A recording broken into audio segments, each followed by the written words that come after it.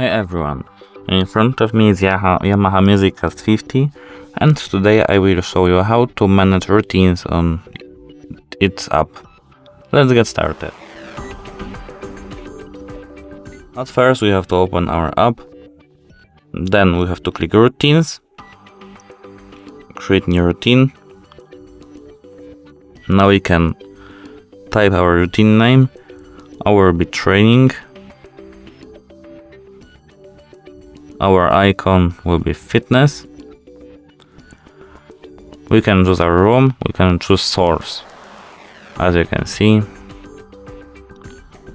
And now we have to click done.